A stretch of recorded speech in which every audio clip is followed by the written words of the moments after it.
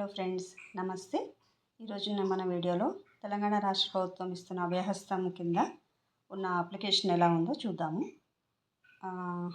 ఇందులో తెలంగాణ రాష్ట్ర ప్రభుత్వ అభయహస్తం అని ప్రజాపాలన 28/12/23 నుంచి 6/1/24 వరకు ఉంది. ప్రజాపాలన దరఖాస్తు అని ఉండి దాని కింద ఎవరెవరికి ఈ అప్లికేషన్ ద్వారా అప్లై చేసుకోవచ్చు అంటే మహాలక్ష్మి, రైతు భరోసా, గృహజ్యోతి, ఇందిరమ్మ ఇండ్లు, చేయూత పథకం అని ఉంది.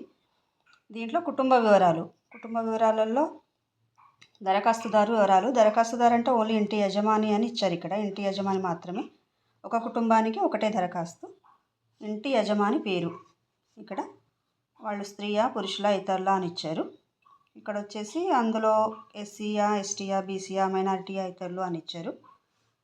ఈ కాలంలో వచ్చేసి పుట్టిన తేదీ, ఇక్కడ వచ్చేసి ఆధార్ నెంబరు, ఇక్కడ వచ్చి రేషన్ కార్డు నెంబరు, ఇక్కడ వచ్చేసి మన ఆధార్ కార్డులో లింక్ ఉన్న మొబైల్ నెంబరు, ఇక్కడ వచ్చేసి వృత్తి వాళ్ళు ఏం చేస్తున్నారు అనేది. అయితే ఇక్కడ వచ్చేసి మన ఈ కుటుంబ రేషన్ కార్డు ఇవన్నీ ఇచ్చాం కదా, దీంట్లో ఆ రేషన్ కార్డులో ఉన్న వాళ్ళ ఏంటది, ఆ కుటుంబంలో ఎంతమంది ఉన్నారు అంటే దాంట్లో ఒక ఫస్ట్ యజమాని పేరు, దరఖాస్తుదారునితో సంబంధం, ఇక్కడ మీ అబ్బాయో అమ్మాయి వాళ్ళు వైఫ్ ఎవరైనా ఉంటే సంబంధం, అది వైఫ్, పిల్లలు, అమ్మాయి అబ్బాయి వాళ్ళు పుల్లింగము, పుట్టిన తేదీ, ఆధార్ నెంబరు, వాళ్ళ ఆధార్ నెంబర్స్ ఉన్నాయి. ఇక్కడ ఇంతే ఉన్నాయి. ఇక్కడ వచ్చేసి లాస్ట్ ఇక్కడ మనకు ఒక ఫోటో అతికించాలి. ఇక్కడ ఎవరైతే ఇంటి యజమాని ఉన్నారో ఆ యజమాని ఫోటో అతికించాలి. నెక్స్ట్ వచ్చేసి ఇక్కడ చిరునామా ఉంది, ఇంటి అడ్రస్, ప్రస్తుతం మీరు ఉంటున్న ఇంటి అడ్రస్ ఇది. అయితే ఇది ఇంతవరకు అది అందరికీ కంపల్సరీ, అవన్నీ అడ్రస్ అవన్నీ రాయాల్సిందే. అయితే ఇక్కడ నుంచి వచ్చేసి మనకి రెండోది ఏమొస్తుందంటే ఇక్కడ అభయహస్తం గ్యారంటీ పథకాలు లబ్ధి పొందడానికి వివరాలు, కావలసిన పథకాల లబ్ధి కొరకు టిక్ చేయండి. అంటే ఏ పథకం కావాలో మీకు అక్కడ టిక్ కొట్టాలి. అయితే దీంట్లో ఫస్ట్ వచ్చేసి మహాలక్ష్మి పథకం. దాంట్లో మహాలక్ష్మి పథకం కింద 2500 ఆర్థిక సాయం కోసం అని ఒకటి ఉంది. ఇంకోటి వచ్చేసి 500 గ్యాస్ సిలిండర్ కోసం అని ఉంది. అయితే ఈ గ్యాస్ సిలిండర్ కోసం గ్యాస్ కనెక్షన్ నెంబర్ ఇవ్వాలి, సరఫరా చేసిన కంపెనీ ఇవ్వాలి, అంటే హెచ్బియా, భారత, ఇండియనా అట్లాంటివి, సంవత్సరానికి వినియోగిస్తున్న గ్యాస్ సిలిండర్లు, అదొకటి వేయాలి ఇక్కడ. నెక్స్ట్ వచ్చేసి రైతు భరోసా పథకం ఉందండి. ఇందులో రైతులకు ప్రతి ఏటా ఎకరానికి 15,000 ఇస్తారంట. అందులో రైతు అయితే రైతు, కౌలు రైతు అయితే కౌలు రైతు టిక్ పెట్టాలి. అయితే పట్టాదారు పాస్ పుస్తక నంబర్లు ఇక్కడ ఇదైతేనేమో ఇది ఎవరికి అంటే పట్టాదారు పాస్ పుస్తకం నెంబర్లు ఎవరివి అంటే రైతుకి, ఓను సొంత భూమి కలిగిన రైతు వాళ్ళే వేసుకోవాలి ఇవి. నెక్స్ట్ కౌలు రైతు అయితే సాగు చేస్తున్న భూమి వివరాలు, సర్వే నెంబరు, విస్తీర్ణం, ఇది రెండు. అయితే ఫస్ట్ వన్ ఏమో రైతుకి, పట్టాదారు పుస్తకం అయితే రైతుకి, సాగు చేసిన భూమి వివరాలు అయితేనేమో కౌలు రైతుకి. వాళ్ళిద్దరూ లేకుండా ఇంకా వ్యవసాయ కూలీలు, భూమి లేదు కౌలు కూడా చేయట్లేదు అనుకుంటే వ్యవసాయ కూలీలకైతేనే 12,000 ఇస్తారంట సంవత్సరానికి. అక్కడ మీకు ఇచ్చిన ఉపాధి హామీ కార్డు ఉంటుంది కదా, ఆ నెంబరు వేయాలి ఇక్కడ. నెక్స్ట్ వచ్చేసి ఇందిరమ్మ ఇండ్ల పథకం అని ఉంది. ఇందులో ఇల్లు లేని అర్హులైన కుటుంబానికి అని ఇచ్చి కింద ఏమి ఇచ్చారంటే దీంట్లో ఇంటి నిర్మాణానికి, ఇల్లు లేని అర్హులైన కుటుంబం అంటే ఇక్కడ ఏంటంటే ఇంటి నిర్మాణం అంటే ఆల్రెడీ ప్లేస్ ఉన్న వాళ్ళకి ఇంటి నిర్మాణానికి ఆర్థిక సాయం కోసం కావాలంటే ఇక్కడ టిక్ చేయాలి. ఇంకోటి ఏంటంటే అమరవీరులు మరియు ఉద్యమకారులకు 250 గజాల ఇంటి స్థలం. ఇది ఇల్లు ఆల్రెడీ కొంచెం ప్లేస్ ఉన్న వాళ్ళకి ఇల్లు కట్టుకోవడానికి అయితేనేమో ఇది, అమరవీరులు కానీ మన ఉద్యమాలలో చనిపోయిన వాళ్ళకైతే ఇది 250 ఇంటి స్థలం ఇస్తారంట. అందులో అమరవీరుల కుటుంబం అయితేనే ఇక్కడ టిక్ పెట్టాలి. ఎవరు అమరవీరులు, ఎవరు అమరులైన ఏ సంవత్సరము, FIR number, death certificate number ఇవన్నీ ఉంటాయి కదా, ఇవి వేయాలి.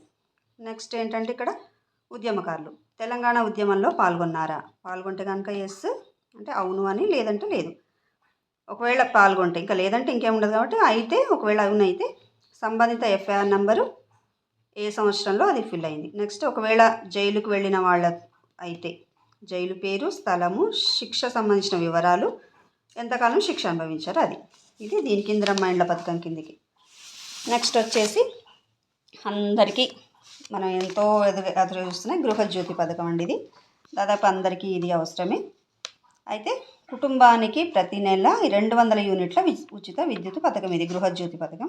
ఇందులో మీ నెలసరి గృహ విద్యుత్ వినియోగం అని ఇచ్చారు. మనకు ఎంత యూనిట్లు మన బిల్లు కరెంటు బిల్లు వస్తుంది కదా, ఎన్ని యూనిట్లు కాల్చామని. అది 100 యూనిట్ల లేకపోతే 200 యూనిట్ల, 100 నుంచి 200 యూనిట్ల, 200 నుంచి ఆ పైన ఇక్కడ టిక్ పెట్టుకోవాలి. మన బిల్ చూస్తే తెలుస్తుంది కదా. అలాగే గృహ వినియోగ విద్యుత్ మీటర్ కనెక్షన్ నెంబర్ కూడా వేయాలి. నెక్స్ట్ వచ్చి ఇది కూడా అందరికీ అండి, చేయూత పథకము. నెక్స్ట్ వచ్చేసి చేయూత పథకం అండి. ఈ చేయూత పథకం కింద నెలకు 4000 ఇస్తారు. దివ్యాంగులకైతేనేమో 6000 పొందేందుకు అర్హులు. అంటే ఇందులో ప్రస్తుతం ఇక్కడికోటి మనం ఒకటి గమనించాలండి. ప్రస్తుతం పింఛన్ పొందుతున్న వారు దరఖాస్తు చేయనవసరం లేదు అని ఇచ్చారు. అంటే ఆల్రెడీ ఆసరా పెన్షన్స్ కానీ, వృద్ధాప్య పెన్షన్స్ కానీ, దివ్యాంగ పెన్షన్స్ కానీ ఆల్రెడీ తీసుకుంటున్న వాళ్ళెవరు దరఖాస్తు చేయనవసరం లేదు. ఎవరైతే కొత్తగా పెన్షన్ తీసుకోవాలనుకుంటున్నారో వాళ్ళు మాత్రం ఇక్కడ దివ్యాంగులైతే టిక్కు పెట్టాలి.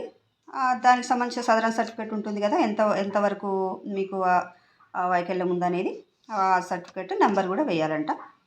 ఇక వీళ్ళు కాకుండా ఇతరులు అయితే వృద్ధాప్యం పింఛన్ అయితే ఇక్కడ గీత కార్మికులైతే ఇది, డయాలసిస్ బాధితులు, బీడీ కార్మికుల జీవనభృతి, ఒంటరి మహిళ జీవనభృతి, వితంతువి, చేనేత కార్మికులు, ఎయిడ్స్ వ్యాధిగ్రస్తులు, పైలేరియా బాధితులు, బీడీ టేకేదారు జీవనభృతి వీళ్ళు కూడా అప్లై చేసుకోవచ్చు.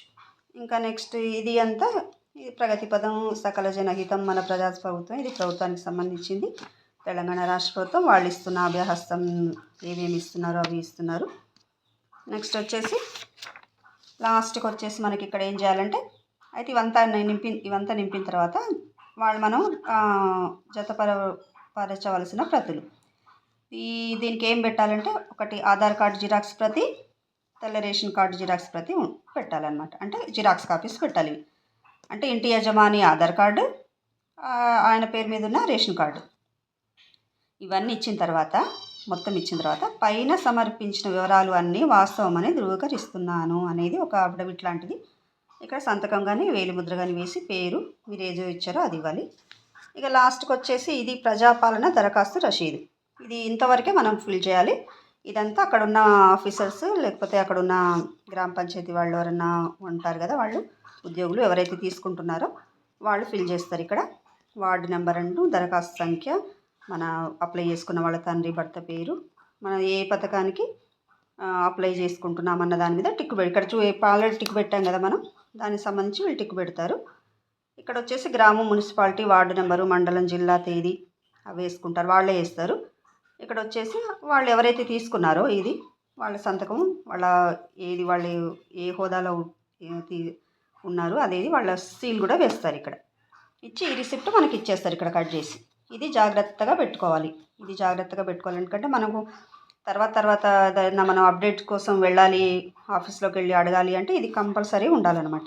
ఇది జాగ్రత్తగా పెట్టుకోవాలి మనం. ఇది అండి మన అభయహస్తం, తెలంగాణ రాష్ట్ర ప్రభుత్వం అభయహస్తం పథకం కోసం మనము వాళ్ళు ఇచ్చిన అప్లికేషన్ ఫామ్ ఇది. Thank you friends, thank you very much. మీకు నచ్చితే కనుక షేర్ చేయండి, మా ఛానల్ని సబ్స్క్రైబ్ చేసుకోండి. Thank you.